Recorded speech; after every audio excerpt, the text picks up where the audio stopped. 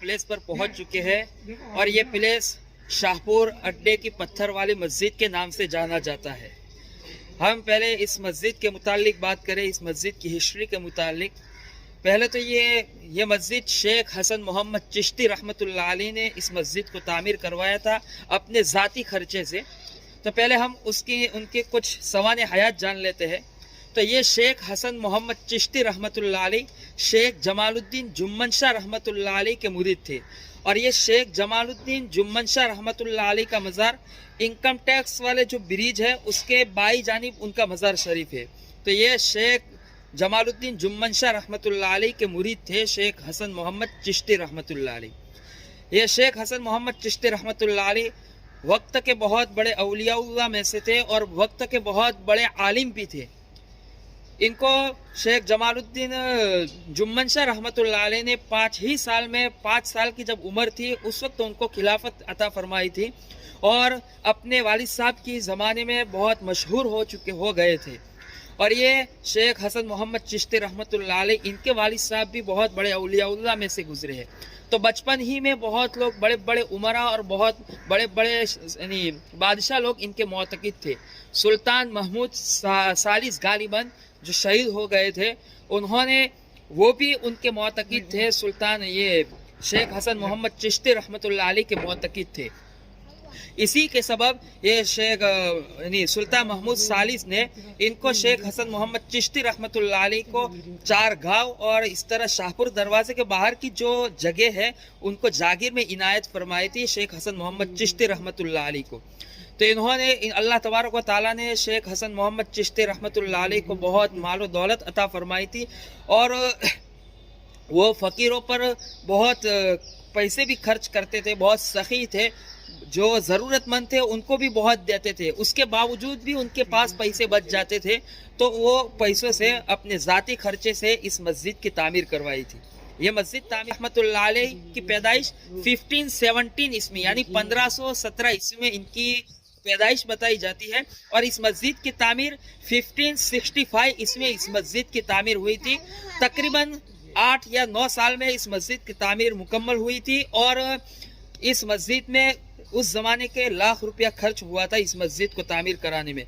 लेकिन आप जो ये बैकग्राउंड में जो मीनारा देख रहे हो ये आधा मीनारा है, तो वो आधा मीनारा नाकिस है, अधूरा रह गया था। उसकी वजह ये थी इनकिलाब सल्तनत यानी 1565 में ये इनकिलाब सल्तनत हुई। दिल्ली हुकूमत ने या गुजरात पर हमला कर दिया तो उनके पास जो मालो दौलत था वो तमाम लूट गया, जिसके सबब ये मीनारा नाकिस रह गया था। और इस मीनारे में बहुत अच्छी तरह नक्शो निगारी की गई है, तो मैं भी वो नक्शो निगारी भी आप लोग को तो यहाँ पर जो मीनारे हैं, मीनारों पर जो नक्शो निगारी की गई है, आप जो देख रहे हैं नक्शो निगारी, ये नक्शो निगारी पहले लकड़ी का जो तख्त होता था वो तख्तों पर पहले उसका नक्श बनाया जाता, फिर वो नक्श को ये पत्थरों को खुरच कर फिर वो नक्श पत्थरों में डाला जाता। और ये जो मीनारे नज़र आ रहे हैं ये छोटे छोटे पत्थर होते थे और ये पत्थरों को पहले बैलों के ज़रिए या फिर हाथी ऊँट के ज़रिए इन पत्थरों को ऊपर ले जाते थे। फिर वहाँ से वो पत्थरों को एक दूसरे पत्थर के साथ चिपकाते थे और उसके चिपकाने का अंदाज़ ये होता था गुड़ और चूने को मिक्स करके वो पत्थरों को चिपकाया जाता था।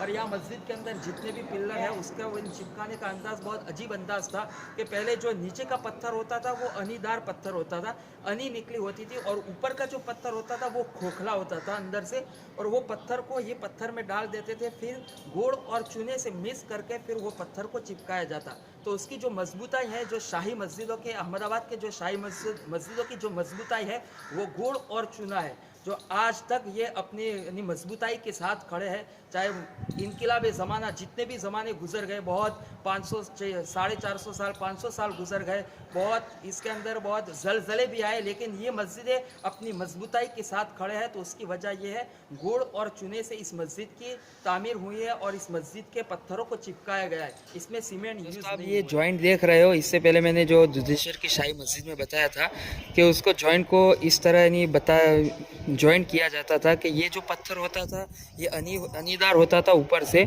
और ये जो पत्थर होता था वो खोखला होता था। फिर वो खोखले पत्थर को उस अनीदार पत्थर में उतारा जाता, फिर यहाँ पर जो चूना और गुड़ मिक्स करके लगाया जाता था। तो इस तरह पूरी पिल्लरों को इस तरह बनाया गया है, एक पत्थर को दूसरे पत्थर से जोड़ा गया है चूना और गुड़ से।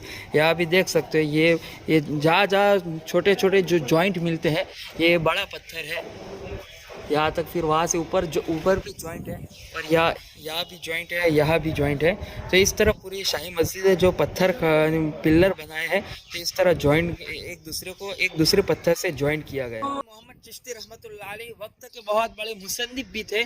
इन्होंने बहुत सी किताबें लिखी है। तफसीर मोहम्मदी, ये इसमें आयत का रब्त बताया है कि एक आयत का दूसरे आयत से क्या रब्त है उसमें बताया है, और ये उलमा भी बहुत मकबूल थी तफसीर मोहम्मदी। और इसी तरह बैज़ावी शरीफ जो कुरान की जो तफसीर है बैज़ावी शरीफ, इसके जो हाशी है ये शेख हसन मोहम्मद चिश्ती रहमतुल्लाह अलैह ने लिखे है। इसी तरह बहुत से किताबों के हवाशी भी इन्होंने लिखे हैं।